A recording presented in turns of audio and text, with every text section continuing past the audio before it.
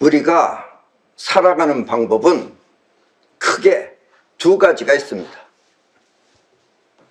하나는 마음 내키는 대로, 또 주어진 대로 살아가는 삶입니다. 이 삶은 자기가 하고 싶은 것을 찾아 살아가는 방식인데, 이른바 자기 만족을 위해 사는 삶입니다. 그러다가 무슨 문제라도 생기면 또 그 문제에 빠져 사는 삶입니다. 예를 들면 친구가 망해서 빚 보증을 서달라고 하면 우정 때문에 거절하지 못하고 보증을 서주었다가 나중에 자신이 모두 갚아주고 자신 또한 어렵게 사는 것입니다. 한마디로 자신의 심정이 주가 되어 인생을 살아가는 것입니다. 그렇게 사는 사람들이 많이 있습니다. 또 하나는 자기 심정을 위해 사는 것이 아니라 자신의 현실을 위해, 이 현실, 있는 현실을 위해 자신의 심정을 희생하며 사는 삶입니다. 아무리 힘든 상황이 와도 취할 것은 취하고 또 지킬 것은 지키며 미래를 위해 현재를 충실하게 사는 그런 삶입니다. 이렇게 현실이, 심정이 아니고 현실이 주가 되어 사는 삶을 병법 생활이라고 합니다. 병법 아시죠? 손자병법 하듯이 병법. 병법이란 누군가가 쳐들어올 것을 대비하여 항상 그것을 막기 위한 힘을 갖추고, 또 살고 있는 현실과, 지금 현재 살고 있는 이 현실과 또 미래에 필요한 것을 미리 갖춰 어떤 상황에서도 그 현실을 지킬 수 있는 지혜를 발휘하는 것입니다. 그런 지혜를 발휘하는 것입니다. 마치 군인처럼 마음이라는 심정보다 있는 상황을 살피며 사는 삶입니다. 군인들은 자기 심정을 따질 게 아니죠. 지금 상황이 어떻게 되는지 상황을 살피면서 살아야죠. 그러니까 군인처럼 마음이라는 심정보다 상황을 살피며 사는 삶입니다. 한마디로 이 상황과의 전쟁에서 자신이 이길 수 있는 그런 현실이 주가 되어 사는 삶입니다. 아까 삶은 심정이 주가 됐는데 이번 삶은 현실이 주가 되어 사는 삶입니다. 이렇게 병법 생활은 모든 상황을 극복할 수 있는 저력을 갖춰 절대 망하지 않으며 또 미래를 위해 항상 번창하는 삶을 살아가는 것입니다. 병법이란 이렇게 남과 싸우면서 사는 삶이 아니라, 병법이라고 해서 남과 싸우면서 사는 삶이 아니라 남을 통해 자신이 성장하는 그런 풍족한 삶을 말하는 것입니다. 어떤 상황이 와도 망하지 않고 번창하는 삶을 병법 생활이라고 합니다. 오늘은 여러분의 인생이 건강하고 풍족하게 행복한 삶이 될 수 있도록 병법 생활을 소개해 드리겠습니다. 자신의 심정이 아닌 현실을 위한 병법 생활을 통해서 꼭 행복한 삶을 사시기 바랍니다.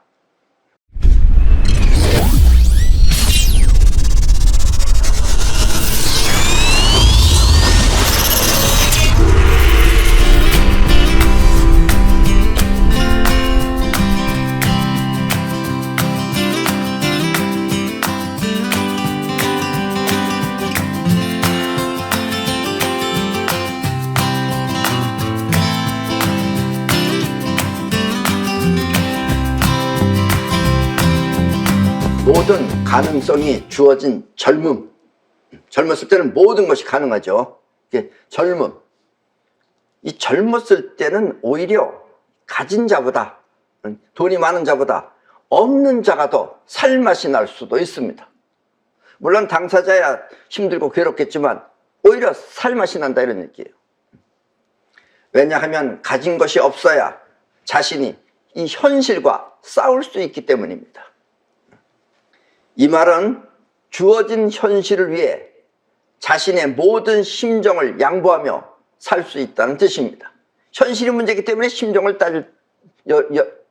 여유가 없다 이런 얘기예요. 그래서 현실을 위해서 모든 심정을 양보하면서 살 수 있다는 뜻입니다. 그리고 이것은 인생의 매우 값진 수양입니다. 없다는 것만 탓할 것이 아니에요. 없음을 통해서 현실과 싸울 수 있는 그런 수양을 할 수 있다는 것은 매우 값진 것입니다.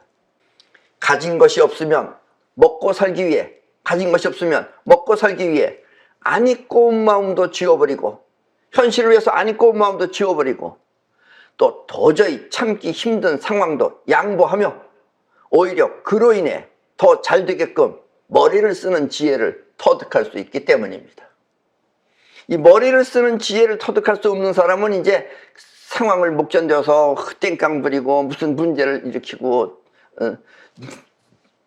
사람을 잘못해서 뭐 때리거나 이래가지고서 사고를 내거나 이런 걸 하는 거죠. 그런 걸 안 하고 지혜를 터득할 수 있는 좋은 방법이다 이런 얘기입니다. 그리고 이와 같은 수련을 통해 자신이 주어진 상황을 극복하는 슬기를 배울 수 있기 때문입니다.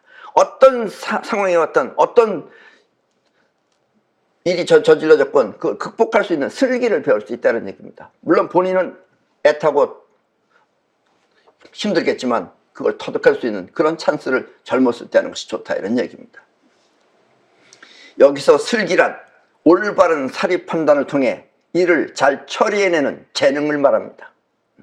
슬기라는 것은 자기가 사리 판단을 통해서 어떻게든 잘 처리해내는 그런 재능을 말한다 이거예요. 그런 걸 할 수 있는 기회가 주어진다 이런 얘기입니다. 그리고 올바른 사리 판단이란 다시 말하면 자신의 심정보다 자신의 현실을 위할 줄 아는 그런 생각과 판단을 말하는 것입니다.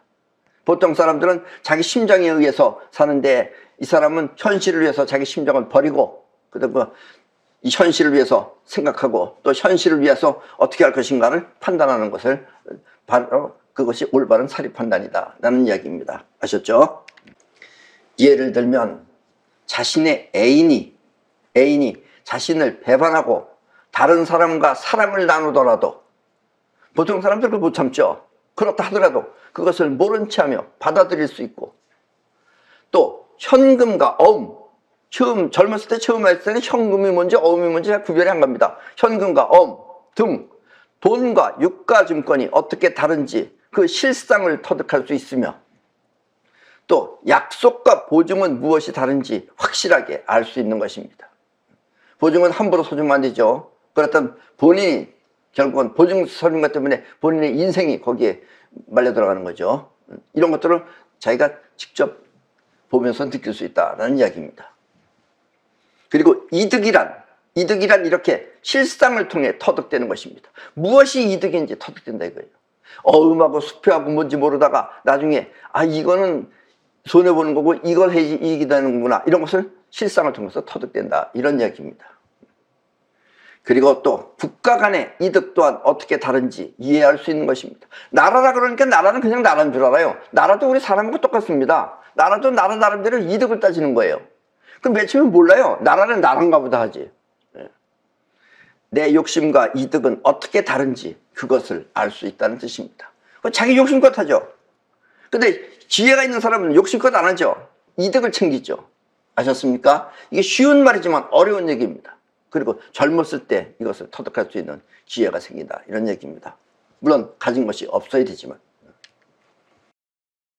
내가 아는 사람 중에는 외국에서 게르마늄을 사다가, 게르마늄이라는 거 있어요. 그걸 먹으면은 여러 가지 뭐 병도 좋아지고 건강해진다 해서 게르마늄이라는 걸 사다가 국내에서 팔아보려고, 외국에서 사왔으니까 이게 국내에서 팔려고 그러니까 그걸 관청에다가 알아본 거예요. 관청에다 알아보니까 게르마늄을 팔 수 있습니까? 하고 물어보니까 뭐라 그랬느냐, 거기서 뭐라고 그랬느냐, 또 대답하는 사람이 자격증을 따면 팔 수 있다고 해서 이 사람이 자격증을 따게끔 공부를 했어요. 공부해서 자격증을 땄어요. 그리고 그걸 팔았어요. 팔으니까 어떻게 될 것 같아요? 나중에 벌금이 왕창 나왔어요. 왜냐하면 이 사람은 관청에 알아볼 때 게르마늄이라는 종류만 말했지 외국에서 수입한 제품이라는 것은 말하지 않았던 겁니다. 그러니까 외국 걸 판다는 걸 얘기하는 거예요. 그리고 관청에 있는 사람은 우리나라 국내산 게르마늄을 얘기한 거고, 결국 시간과 노력을 들여서 힘들게 자격증까지 땄지만 나라끼리도 서로 경쟁한다는 사실을 몰라서 벌금을 왕창 부른 것입니다. 그래가지고 자격증 딴 사람이 벌금 물었어요. 이 사람은 그때 이득이 무엇인지 몰라 그와 같은 실수를 저지른 것입니다. 이 손해를 막는 것도 일종의 이득이라는 것을 알지 못한 것입니다. 이득은 이득만 찾으려고 그래요. 손해 막는 것부터가 이득인데 그걸 모른다 이거예요. 그러나 이런 경험을 통해서 또 그것도 알 수 있다라는 이야기입니다. 가능한 한 젊었을 때 해봐야 됩니다. 그래서 이득이라는 말의 뜻은 무엇인지 쉽게 알 수 있지만, 이득하면 여러분도 쉽게 알 수 있죠. 이득, 손해보지 않고 이득 보는 거 쉽게 알 수 있지만, 그 이득을 이 현실이라는 생활에서 취한다는 것은 그렇게 쉬운 일이 아닙니다.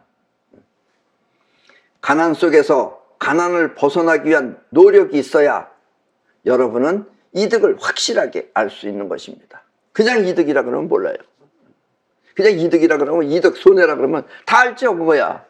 누가 모르겠어요. 근데 실제로 현실에서 이득이 되고 득이 되고 또 손해가 본다는 건 쉽지 않다 이런 얘기입니다. 이해하셨죠? 그러니까 병법 생활이 필요하다 이겁니다. 병법 생활이란 이렇게 이득을 만들어낼 줄 아는 기술을 말하는 것입니다.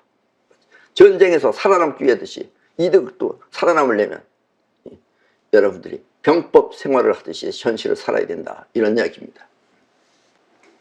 물론 무슨 일이 됐든지 간에 제일 중요한 건 사람입니다. 사람. 여러분들 도울 수 있는 사람, 진정한 사람, 이런 사람도 해야 되지만, 그런 사람을 빼고 나서 여러분들 이득을 얻어야 되고, 또 다음으로 터득해야 할 것은 시간입니다.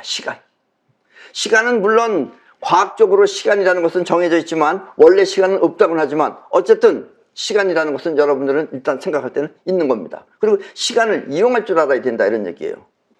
때가 오기 전에 미리 준비하고, 무슨 일이 벌어지기 전에 미리 준비하는 거예요. 전부 다 이겨나갈 수 있는 걸 준비해 놓고 있어야 돼요. 전쟁에서 이기려면 그렇게 해야 되는 겁니다. 그리고 또 될 때까지 참아내는 인내는 가난이 아니면 하기 힘든 수련입니다. 가난하면 될 때까지 어쩔 수 없이 참아야 돼요. 그러니까 가난하지 않은 거 참기 힘든 거예요. 그래서 미리 준비하고 또 될 때까지 참아내는 인내는 가난이 아니면 하기 힘든 수련입니다.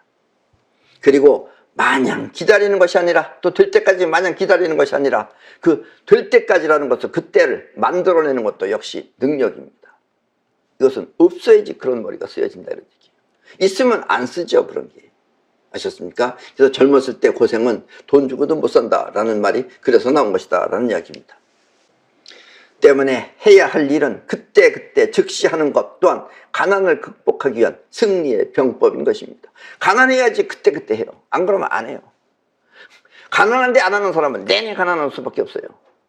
해야 할 일은 즉시 처리할 것, 이 또한 현실을 창조하는 비법인 것입니다. 이해하셨죠? 처음에는 가진 것이 없더라도 이렇게 하나 둘씩 행하는 노력이, 이렇게 하나 둘씩 행하는 노력이 바탕이 되어 이제 재산이 모이면, 이제 돈이 좀 모이면, 그때는 꼭 망하지 않는 우주의 황금률을 지켜야 합니다. 황금률.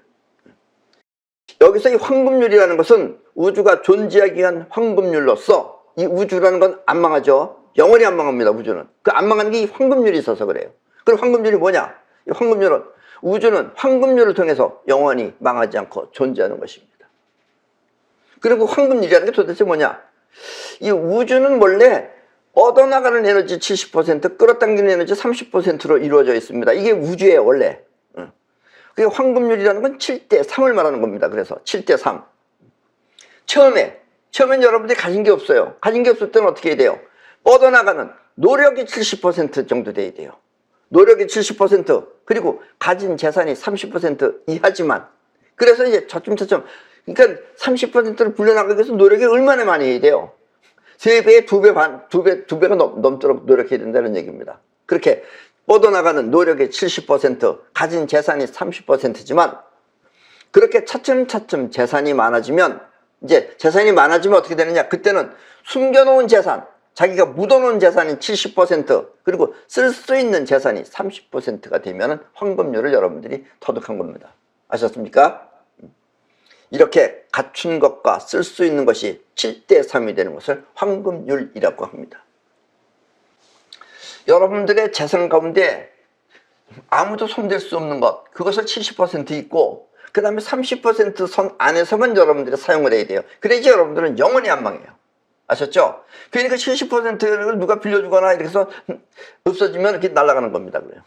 이 우주는 눈에 보이지 않게 기운이 있기 때문에 기운이 빠져나가면 어쩔 수가 없어요. 그게 생각하고 틀려가지고. 재산을 만들기 위해서는 반드시 그 밑바닥에 실속이 있어야 합니다. 대부분의 사람들은 돈을 벌기 위해 사업을 한다고 하는데, 왜 돈을 버느냐? 왜 사업을 하느냐? 돈을 벌기 위해서 한다 이거예요. 돈을 벌기 위해 사업을 한다고 하는데, 그렇게 돈만 바라보고 하면은 끝내는 사기꾼이 되기 쉽습니다. 통상 하는 말이 돈을 잘 번다, 또 출세했다 하는 식으로 말하지만, 사실 이 돈이라고 하는 것은 실체가 아닌 것입니다. 돈이라는 건 원래 실체가 아니에요. 우리가 가지고는 있지만 이게 실체가 아닙니다. 그러니까 돈을 바라보고 하면 안 된다 이거예요. 돈이 생길 수 있는 것이 따로 있다는 얘기입니다. 이 바탕을 여러분들이 알아야 된다 이거예요. 그리고 그 아는 것이 바로 실속이다라는 이야기입니다. 진짜 돈이 들어오기 위해서는 생활에 필요한 것을 사람들이 믿고 찾도록 해야 하는 것입니다. 우리 사람은, 여러분들도 살아보셨으면 아시겠지만, 사람은 눈앞에 좋은 것이 있으면 좋은 것이라고 못 알아봅니다. 요즘은 탈북민들이 많아졌는데, 탈북민들이 맨 처음에 와서 자기네들끼리 해요. 탈북민들끼리 보면 서로 거짓말을 하는 거예요. 저는 왜 저렇게 거짓말을 하나? 거짓말한 게 아닙니다. 왜냐면 이북이라는 나라는 우리하고 틀려서 서로 상호 연락이 안 돼요. 그러니까 경상도 사람하고 전라도 사람하고 어떻게 사는지 몰라요. 전라도는 전라도고 경상도는 경상도인 거예요. 그러니까 경상도 사람 사는 식하고 전라도식 사는 사람하고 틀리는 거예요. 그러니까 이 사람 말도 맞고 저 사람 말도 맞는 겁니다. 그렇게 이 사람이 볼 때는 저 사람이 거짓말하는 것 같고, 저 사람이 볼 때는 이 사람이 거짓말하는 것 같은 거예요. 요즘은 알아요, 자기네들끼리. 우리는 서로 폐쇄된 게 있기 때문에 서로 알지 못한다는 것을. 똑같습니다. 지금도 마찬가지예요, 우리 사람은. 자기가 아는 것만 알지 바깥의 걸 모릅니다. 그러니까 그 사업이라는 건 뭐냐면, 사람들로 하여금 그것이 사람들이 알아주게끔 노력하는 게 사업이에요. 그러려면 사람들이 그걸 알고선 믿음이 가게끔 하면은 그때부터 돈이 들어오기 시작하는 것이다라는 얘기예요. 그 전까지 힘듭니다. 그래서 결국 돈이란 사람들이 필요한 것을 내가 제공할 수 있어야 나한테 오는 것입니다. 그래야지 사람들이 사주는 거죠. 그럼 돈이 결국 나한테 온다라는 이야기예요. 때문에 그런 사람들을 실망시키면 그 사업은 하루아침에 망하는 것입니다. 자기는 10년 동안 싸워왔지만, 20년 동안 싸워왔지만 사람들을 실망시키면 하루아침에 망합니다. 그거는 망하는 건 아주 간단합니다. 아셨어요? 처음에는 사람들로부터 인정받기 위해 온갖 정성을 다하다가 돈벌이가 잘 되어서 그 정성이 소홀해지면 그때는 쌓아 올린 노력이 하루아침에 무너지는 것입니다. 옛날에 이 강남의 어떤 집은 저 강원도에 가서 이상한 물을 기르다가 밥을 했어요. 그래서 그 이상한 물이라는 것이 무엇이 들어있는지는 모르겠지만 어쨌든 그 당시엔 뭐라 그러던데, 그 물로 밥을 지면 밥이 노란 밥이 됩니다. 그래서 사람들이 그게 맛있어 했어요. 많이 먹었어요. 근데 그 노란 물을 가져오려면 매일 밤 실어 날라야 돼요. 근데 어느 정도 돈을 버니까 이제 점점 물에다가 물을 타기 시작한 거예요. 그러니까 처음에는 노란 밥이었는데 다음에는 노래끼리한 밥이 되고 나중에는 결국 허연 밥이 되는 거죠. 그러니까 갑자기 허연 밥이 되죠. 사람들이 일체하지 않았어요. 하루아침에 망한 겁니다. 아셨습니까? 정성이 계속해야 되는 거예요. 요즘 우리나라를 선진국이라고 말하지만, 왜냐면 우리가 뭐 경제가 10위니 뭐 어쩌냐니까 이제 선진국이라고 말해요. 그러나 우리나라는 아직 선진 국민의 자세가 갖추어진 것은 아닙니다. 어느 대기업들은 선진 기업이 됐는지 모르겠지만 국민 자체가 선진국 국민은 아직 아니에요. 우리는. 왜냐? 진짜 선진국이 되기 위해서는 그 나라에서 만드는 모든 제품이 불량이 나와서는 안 되기 때문입니다. 물론 조금은 나오겠죠. 조금은 나오죠. 그러나 노골적으로 불량이 나와서는 안 돼요. 그럼 선진국이 못 되는 거예요. 그러니까 중국은 선진국이 아닌 거예요. 저것들은. 우리도 마찬가지다 이겁니다. 적당히 얽어버리는 것, 이런 것이 있으면 불량이 나오는 거예요. 나는 이와 같은 원리를 잘 알아서 우리가 만드는 제품은 절대 불량품이 나와서는 안 된다고 강조하지만, 우리 육각나라에서 파는 제품의 대부분은, 육각나라에서 파는 제품의 대부분은 우리가 직접 만드는 것이 아니라 우리가 다른 곳에 의뢰하여 만들기 때문에 그곳에서 완제품을 만들지 못하면 어쩔 수 없이 불량품이 나오는 것입니다.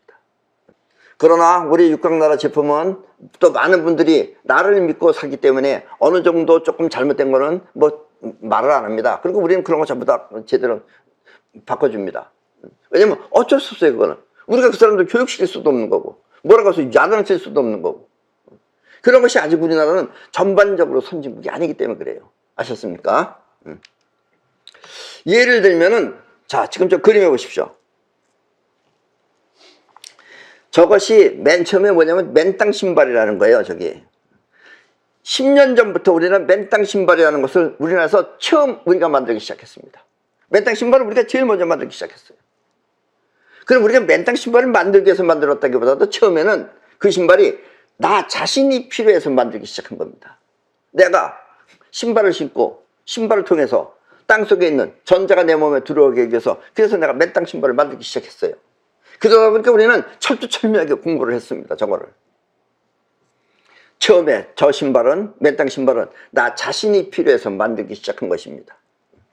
그래서 첫째, 우리 몸속에 있는 정전기가 몸 밖으로 빠져나가고, 또 땅속에, 이 땅속에는 번개가 치면서 전자가 들어와요. 그래서 땅속에 있는 전자를 우리는 자연전자라고 합니다. 이 땅속에 있는 자연전자가 우리 몸에 들어올 수 있도록 수많은 실험과 실증을 통해서 지금 완제품을 만들어가기 시작했습니다.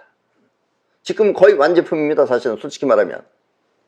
그러다 보니까 요즘은 우리 그 맨땅 신발을 찾는 분들이 많아 그분들께 대단히 고맙다는 말씀을 전하고 싶습니다. 예. 근데 우리 신발은, 신발 자체는 우리가 하는 게 아니죠. 우리가 신발을 사서 구멍을 뚫어서 여러분들한테 해주거나, 아니면 여러분들이 신는 신발을 우리가 직접 보내주시면 거기다 우리가 이거를 장착을 해드립니다. 이 맨땅요법이라고 하는 것은 일주일에 5번 정도, 일주일에 5번, 그러니까 이틀 정도 쉬어도 됩니다. 5번 정도, 하루에 1시간 이상 하면, 그러니까 1시간 정도만 하면 몸에 병이 생기지 않으며, 그리고 몸에 병이 안 생깁니다. 생기지 않으며, 또 질병이 있는 사람 또한 그 병이 나을 수 있는 아주 좋은 건강법입니다. 근데 이 맨땅요법을 어떤 사람은 운동인 줄 알고 있어요. 운동도 운동이지만 운동은 곁들인 거고, 맨땅요법은 그런 운동이 아닙니다. 이게 운동 때문에 그러는 게 아니에요. 아까도 얘기했지만 땅속에 있는 전자가 우리 몸에 들어오고 우리 몸에 정전기가 뻗어나가고 없어지고, 그러는 걸 통해서 우리가 병이 낫는 거예요. 아셨습니까? 그래서 이 맨땅요법이 가장 돈 안 들이고 가장 좋은 건강법이 맨땅요법입니다. 하루에 1시간씩 일주일에 5시간을 5일을 여러분들이 하면 여러분들은 몸에 병이 생기질 않습니다. 첫째는. 그리고 있는 병은 없어집니다. 아셨습니까? 그 이유는 이 땅 속에 우리 몸의 질병을 없애주는 자연전자가 들어있기 때문입니다. 요즘은 이 육각나라의 맨땅 신발이 차츰차츰 알려지기 시작하니까 누군가가 공장에서 맨땅 신발을 직접 만들어 판다고 합니다. 그러나 그 사람은 여러분들의 그 건강을 위해서 만드는 것이 아니라, 그 사람은 그 신발을 왜 만드느냐, 건강을 위해서 만드는 것이 아니라 돈을 벌기 위해 만드는 것이기 때문에 그 신발은 땅으로부터 자연전자가 들어오지 않는 것이 대부분입니다. 거의 안 들어옵니다. 자연전자가. 자연전자가 그렇게 쉽게 들어오는 게 아니에요. 자연전자는 전기가 아니에요. 근데 사람들은 전기라고 착각하고 있어요. 정전기, 몸에 이 정전기 있죠. 이 겨울엔 특히 정전기가 심해지죠. 이 정전기는 파동이라고 해서 전류가 흐르는 제품이면 모두 빠져나갈 수 있지만, 그러니까 그 맨땅 신발, 다른 데서 나오는 신발도 정전기는 빠져나갑니다. 왜냐면 전류가 흐르면 빠져나가기 때문에 빠져나가지만, 전자, 땅속에 있는 전자는 파동이 아니라 입자이기 때문에 아주 까다로운 조건을 갖추지 않으면 우리 몸에 들어오지 않는 것입니다.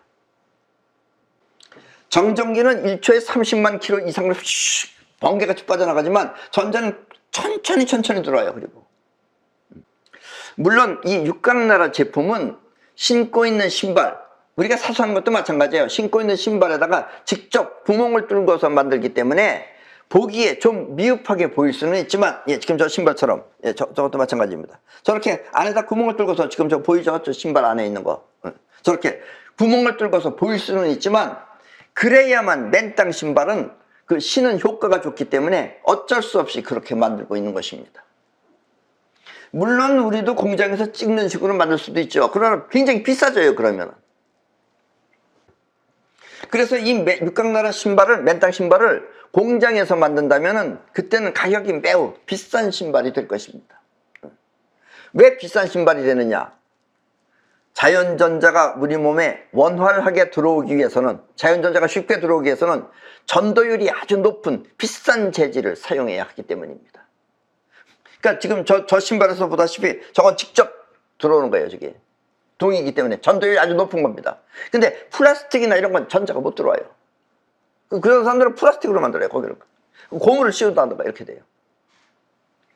땅속의 전자는 녹이 쓴 제품은 통과하지 못하는 까다로움이 있습니다. 그 전자는 녹만 쓸어도 못 와요. 그래서 생철 같은 건 안 되는 거예요. 물론 플라스틱이나 다른 재질 또한 마찬가지입니다. 안 들어와요. 아예 안 들어와요. 때문에 육각나라는 전자가 가장 잘 통하는 재질을 사용하여 만드는 것입니다. 그래서 여러분들이 우리 육각나라 신발을 신는 것이 가장 효과가 좋다, 이런 이야기입니다. 그리고 또 이 파동의 세계는 몹시 까다로워서, 우리 눈으로 볼 때는 그렇죠. 선하고 연결되어 있는 것, 선 연결되어 있지 않아도 간다는 걸 모르는 거예요, 사람들은. 몹시 까다로워서 이 콘센트에 붙어있는 접지 단자 또한 사용하지 않는 것이 좋습니다. 이 콘센트에 보면 접지 단자가 있어요. 그 안에 접지 단자인데 그건 안 사용하는 게 좋아요. 왜냐하면 콘센트에 붙어있는 접지 단자는 그 옆에서 플러스 마이너스 전류가 흐를 때 그 전류가 갖고 있는 정전기를 우리 몸에 흘려보내기 때문입니다. 공중으로 흘려보내는 거예요. 그래서 그게 들어와요, 우리 몸에. 그래서 몸에 오래 있으면 몸에 안 좋은 겁니다. 오히려 접지 단자를 사용하면. 대부분의 사람들이 생각하는 일반적인 과학 지식은 이렇게 잘못된 건강 상식이 많습니다. 아셨습니까? 그래서 그런 걸 하면 안 되는 겁니다.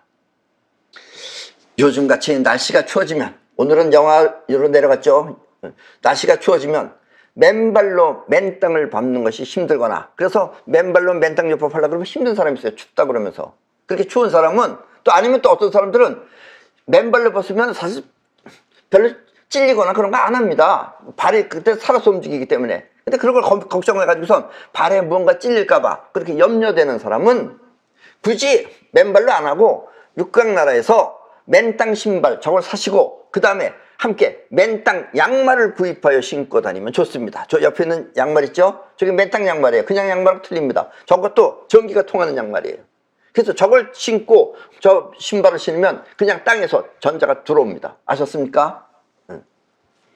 그러면 맨발로 맨땅을 밟는 것과 똑같은 효과가 있을 뿐더러, 또 이렇게 날씨가 추워지면 자동차 문을 열 때 갑자기 쇠에 만지면 이렇게 찌릿하고서 전기가 오는 것, 그 찌릿하는 정전기도 함께 막을 수 있기 때문입니다. 저 신발 신으면 없어집니다. 그게.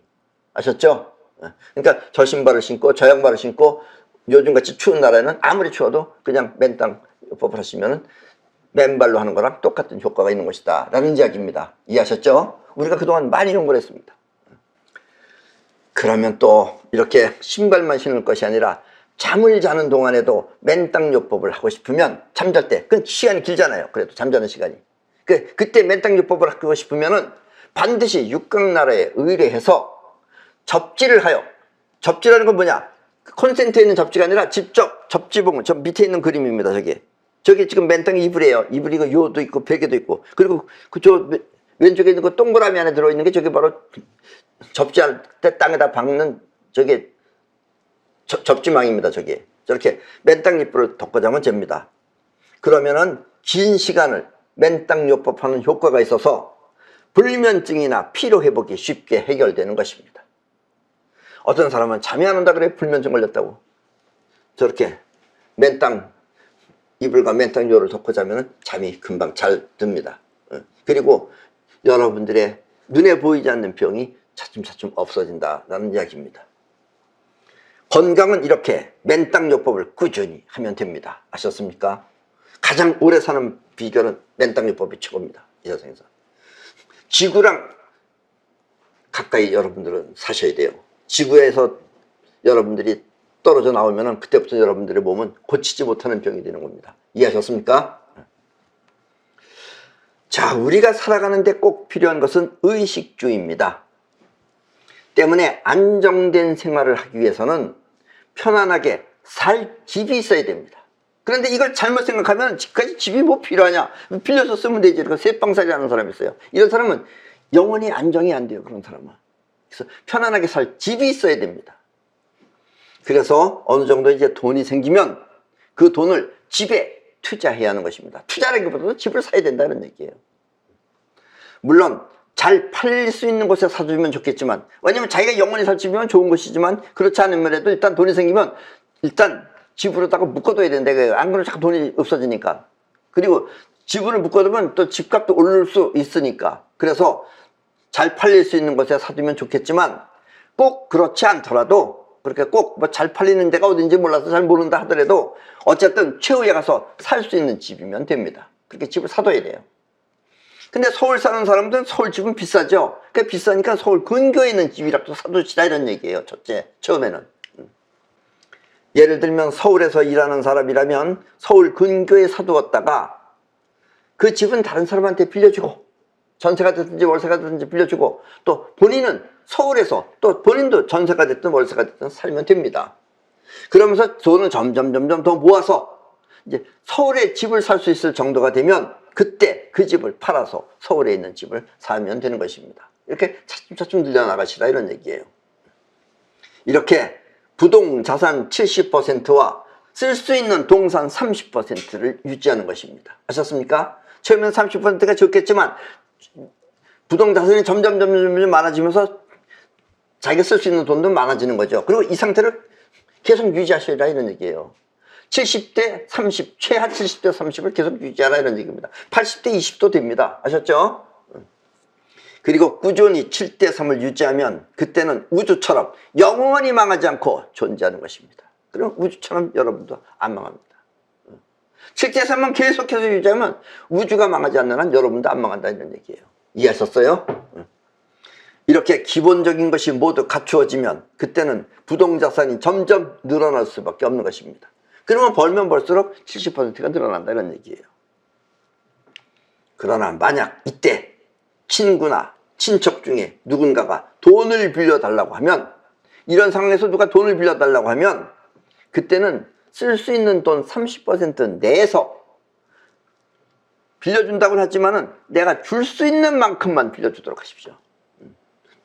빌려준다고 빌려는 주지만 내가 준다고 생각하고 빌려주라 이런 얘기예요. 그리고 그 돈은 갚지 못하도, 본인 저쪽에서 갚지 못해도 준다는 기분으로 빌려주면은 그 돈을 안 갚아도 되는 거죠. 그래야지 갚지 못해도 두 사람 사이에 인연은 깨지지 않고 지켜질 것입니다. 아셨습니까? 안 그러면 갚는다 그러고 안 갚으면 이제 그다음부터 인연이 깨지는 거죠. 서로 입에서 욕이 나가기 시작하는 거고. 그러나 내가 줄 수 있는 만큼에서 빌려주시라는 얘기예요. 그럼 못 갚아도 어쩔 수 없다 이런 얘기예요. 못 갚으면 주는 거고, 갚으면 또 나중에 좋다 그러면서 그걸로 크게 한턱 내면 되는 거고. 이해하셨죠? 만약 더 필요하다고 하면, 근데 그 친구가 이거 가지고 안 돼요, 더 필요하다 그러면 그때는 내가 먹여 살려준다고 하십시오. 그럼 내가 널 먹여 살려줄게, 그렇게 하시라 이거예요. 결코 본인의 부동자산이 그 70%가 위태로운 짓은 절대로 하지 마십시오. 우주가 깨지는 한에서도 그건 하면 안 됩니다. 아셨죠? 왜냐? 없는 자가 있는 자를 따라야지, 없는 놈이, 지금 빌려달라고 하는 그 놈이 있는 나를 따라야지, 있는 자가 없는 자를 따르면 모두 없는 자가 되는 것입니다. 함께 망하는 거예요. 아셨어요? 저 사람 때문에 나까지 망할 필요는 없잖아요. 그래서 없는 사람이 있는 사람 말을 따라야지, 있는 사람이 없는 사람 말을 따르면 같이 없는 사람으로 낙인된다 이런 얘기입니다. 이해하셨죠? 돈으로 인해 사람의 인연은 쉽게 끊어지면, 이게 돈으로 인해서 사람의 인연을 쉽게 끊으면 그 사람은 아직 현실을 확실하게 모르는 사람입니다.